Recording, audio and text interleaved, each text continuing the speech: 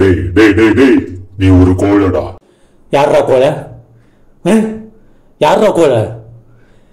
40 பேர் போற படகுல ஆபத்து நேரத்துல ஒருத்தன் குதிச்சாதான் மத்த 39 பேர் பொழைப்பாங்கன்னா, எதையும் யோசிக்காம தான் குதிச்சு தான் உசுரை கொடுத்துட்டு மற்றவங்களை காப்பாத்துறவன் தான்டா உண்மையான வீர, அரசன், தலைவன் எல்லாமே. செத்ததுக்கு அப்புறம் போனதுக்கே தோண தேடுற நீ தான்டா கோலை.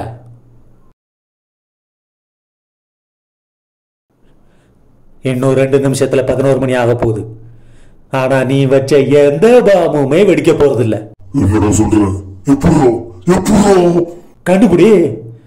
நீ தானே வச்ச, கண்டுபிடி. கண்டுபிடுறா. கண்டுபிடுறா.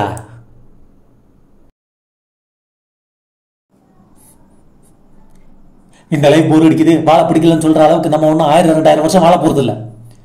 அடுத்த நியூ இயர் கொண்டாட நம்மளாம் உயிரோடு பண்றதுக்கு என்னடா கேரண்டி? நம்ம தலையில 77 நிலை இருக்கும், 27 நிலை இருக்கும். எப்போ சாவம்னு யாருக்கு தெரியும்? இருந்தாலும் நம்ம லைஃப் நோக்கி தான் ஓடிக்கிட்டு இருக்கோம்.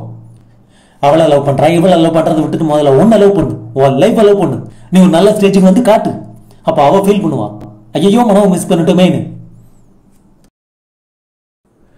வெறும் 7% ஜிஎஸ்டி வாங்குற சிங்கப்பூர் மக்களுக்கு மருத்துவத்தை இலவசமா தர்றப்போ 28% ஜிஎஸ்டி வாங்குற நம்ம அரசாங்கத்தால மக்களுக்கு ஏன் மருத்துவத்தை இலவசமா தர முடியல? மெடிசனுக்கு 12%. பல தாய்மார்களோட தாலி இருக்கிற சாராயத்துக்கு ஜிஎஸ்டி கிடையாது. எப்படி? நம்ம நாட்டோட நம்பர் 1 அரசு மருத்துவமனையில ஆக்சிஜன் சிலிண்டர் இல்ல. என்னடா காரணம்னு பார்த்தா 2 வருஷமா அதை சப்ளை பண்ணவனுக்கு பணம் பாக்கி. இன்னொரு பெரிய கவர்மெண்ட் ஹாஸ்பிட்டல்ல டயாலிசிஸ் பண்ணும்போது கரண்ட் கட் ஆகி 4 பேர் செத்தே போயிட்டாங்க. கேவலம் பவர் பேக்கப் கூட இல்ல.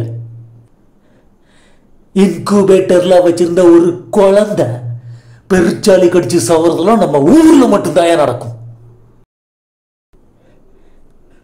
ஜனங்க நோயை பார்த்து பயப்படுறதை விட கவர்மெண்ட் ஹாஸ்பிட்டல்ஸை பார்த்தா பயப்படுறாங்க. அந்த பயம்தான் பிரைவேட் ஹாஸ்பிட்டல்ஸோட இன்வெஸ்ட்மெண்ட்.